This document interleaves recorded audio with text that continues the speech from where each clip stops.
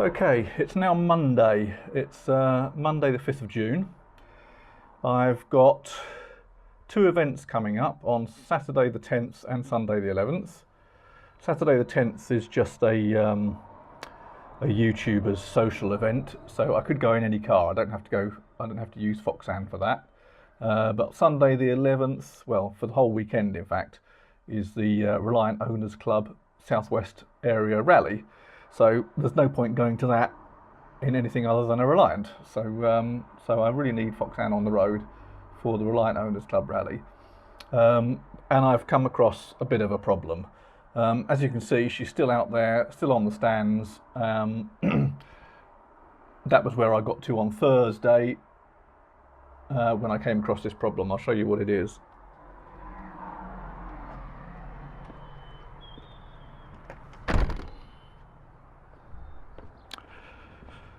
Right, if I come down to the front of the car, I'll just get this little bit of a cardboard here, and I can't remember whether I mentioned the last job I was going to do on Thursday before putting the car back down onto its wheels was to grease the lower ball joints using the grease gun. Now, I tried to do that, and if you look at this one, you can see that currently the grease nipple is missing. Reason for that being it broke. And the other one, right, this is the left hand side, and on this one you can see the grease nipple is there. I'll get a bit closer. The grease nipple is there, but as you can see, it's surrounded by grease because the grease just oozed out of the gun up the sides of the grease nipple, so I've got a feeling that one is blocked.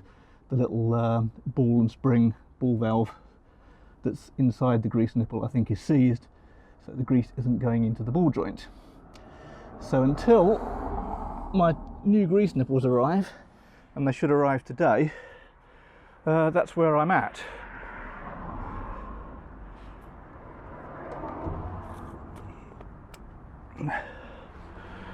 Car is still on the stands at the front end, and there's one more job to do.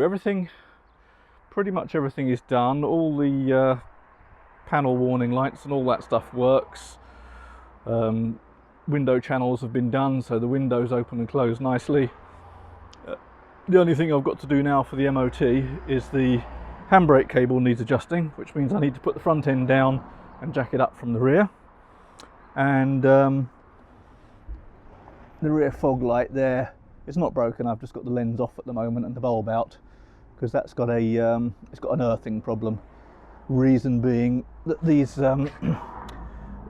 kind of fog lights, the negative wire to the bulb is actually just through the bolt where it mounts to the bodywork. And on a steel car, that would be nice and simple because it just bolts directly to the steel, and that's your negative return.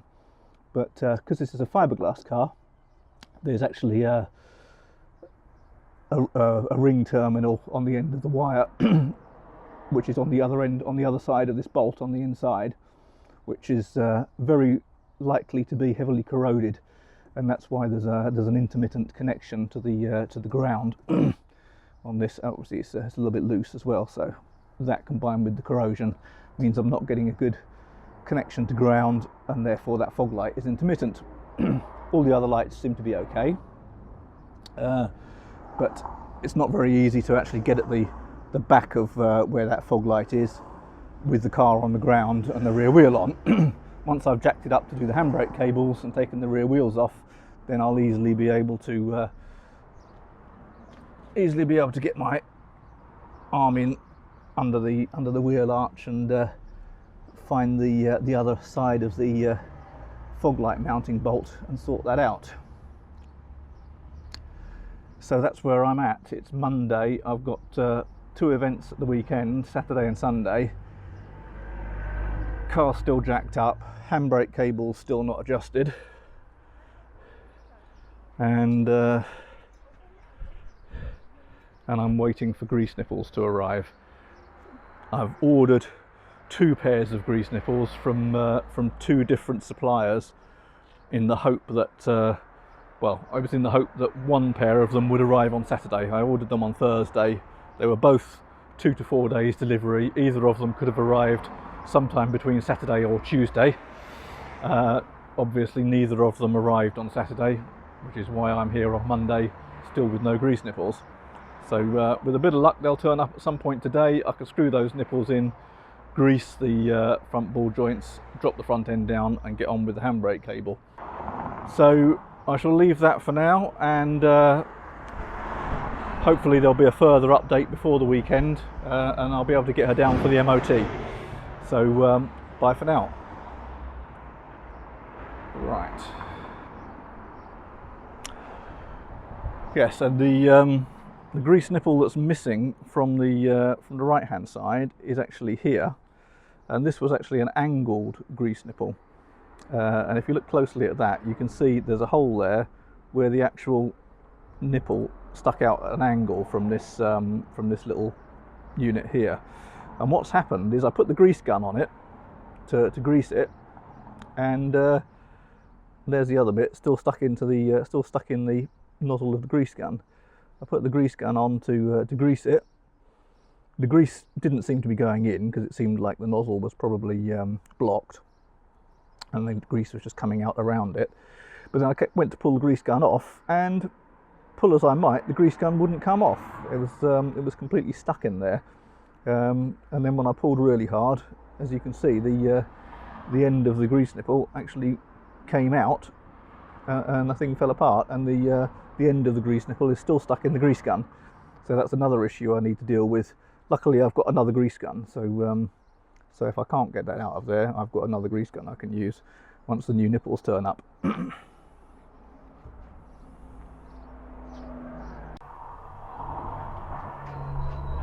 Okay folks, it's now around 7:30 AM on Wednesday morning, and let's see where we are now.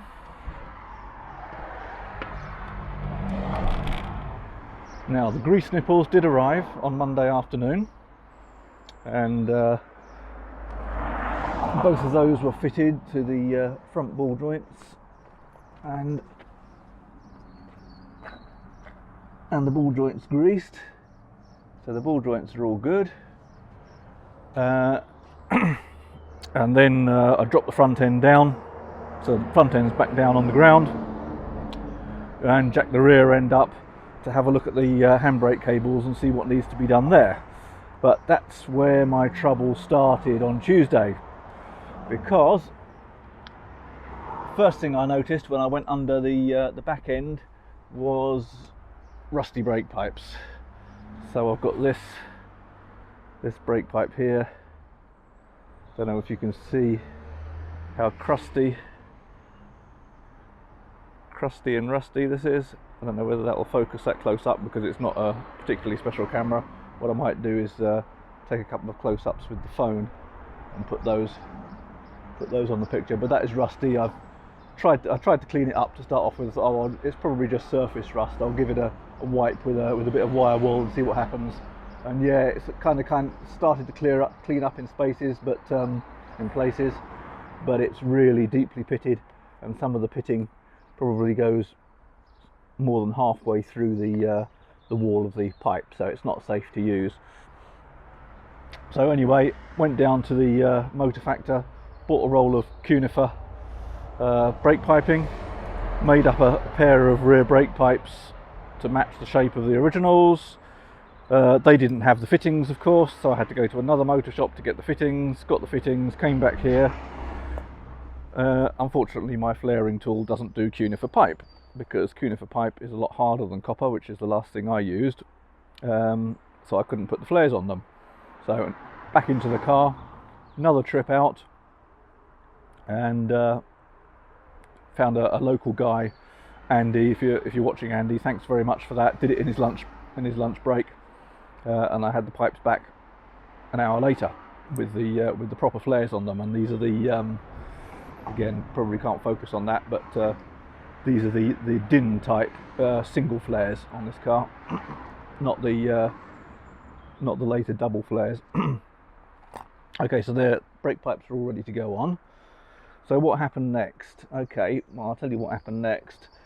After I took the brake pipes off, I thought, well, okay, now while I'm waiting for the brake pipes, I'll get on with adjusting the handbrake. And if you look under there, you can see that long pipe thing there lying down at an angle. That is the prop shaft, because to get at the front end of the handbrake assembly, underneath the brake itself, underneath the lever, you need to drop the prop shaft down. Now, what I did know from when the Reliant Owners Club did some work on it last year is that the handbrake cables were supposedly at their maximum adjustment. And when I looked under there, sure enough, the two adjusters for the handbrake cables on either side were wound right out to maximum. But there was a reason for that. Reason being that the centre of the handbrake cable, it's a one-piece cable that goes from one wheel around the handbrake mechanism and then down to the other wheel. And where it goes around the handbrake mechanism, it goes around a pulley wheel, a little pulley wheel which balances the load between the two sides. That pulley wheel is made of plastic. I don't know whether I can find it now. I was going to get it out. I'll tell you what I'll do with that is I'll probably put another, yeah, I think I'll put a picture of that up.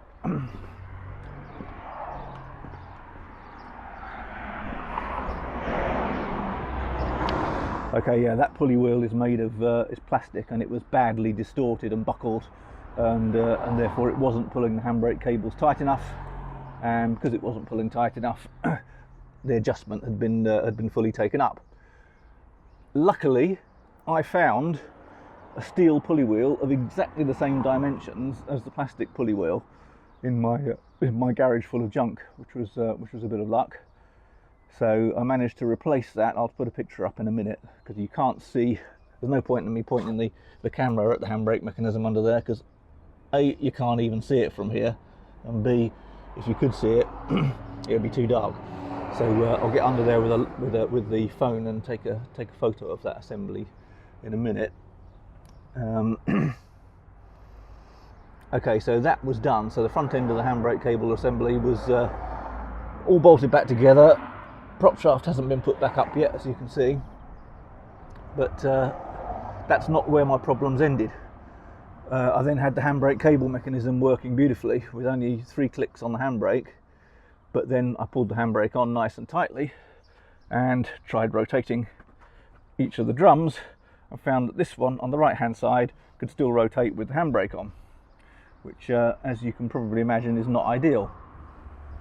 So I had to find out what was going on, and this drum on the right hand side would not come off. It just would not come off. It took ages. I tried tapping it all around the edge, it wouldn't loosen. I tried tapping it from behind, and you can't really get behind it because of the brake plate, and it wouldn't loosen. Eventually I found a tool that I could just stick behind the edge of the drum there, and as you can see it's nice and loose now. Stick behind the edge of the drum there and bash it from the back with a hammer, and gradually rotate it and hammer it and rotate it and hammer it, and eventually it started to come loose, as you and eventually came off. Good thing is all the brake linings were in good condition on both sides. Brake linings looked fairly new, but the problem on this side, the reason why the handbrake wasn't working on this side, was because the mechanism inside the drum for the actual handbrake lever had completely seized. So all that was happening is it was just tightening the cable and just putting a very small amount of pressure on one brake shoe, and not really working correctly. So that meant taking all the brake shoes off, all the springs and all that stuff, and taking the handbrake lever system out of here, unseizing it, working it loose, greasing it and putting it back in again, and then putting everything back on. So that was another job. And I think that's as far as I can recall, because it's getting a bit crazy now, that's where I left it last night. I'd just done this, just rebuilt this side, tested the handbrake again. It now works on both sides. So today's job, as you can see in there, I think you can see the union where the flexible pipe comes up to the axle, and there's 2 bolts in either side of the union there just to stop the fluid from running out from the master cylinder. So those bolts have to come out, and then I'll refit the new cunifer brake pipes. And then there's the job of bleeding the brakes, which is going to be fun because I'm a Billy No Mates down here in Chard, so I haven't got anyone I can just call on to sit in the car and press the pedal. So I'm going to have to be a bit creative about that. I think I've got an easy bleed pressure bleeder kit somewhere, but I'm going to have to search for that. So as I say, it's now Wednesday. That's where we stand. I've got 2 events at the weekend, Saturday and Sunday. Saturday hoping to get to the Hubnut social at Cirencester, and Sunday it's the Reliant Owners Club Southwest Rally, which is just down the road here in Forton, a little village just outside of Chard. So unless I get it MOT'd by Friday, that's not going to happen. So I'm going to have to stop filming now and get my finger out and get on with it. So wish me luck. Right, bye now. Okay folks, it's now 11:15 on Wednesday, and I'll stop for a tea break. So let's see how it's going.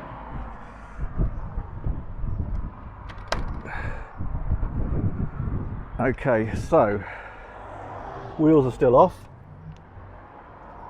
If I look underneath there, you should be able to see that the prop shaft is back on, and if we look under here, you should be able to see some new brake lines in place.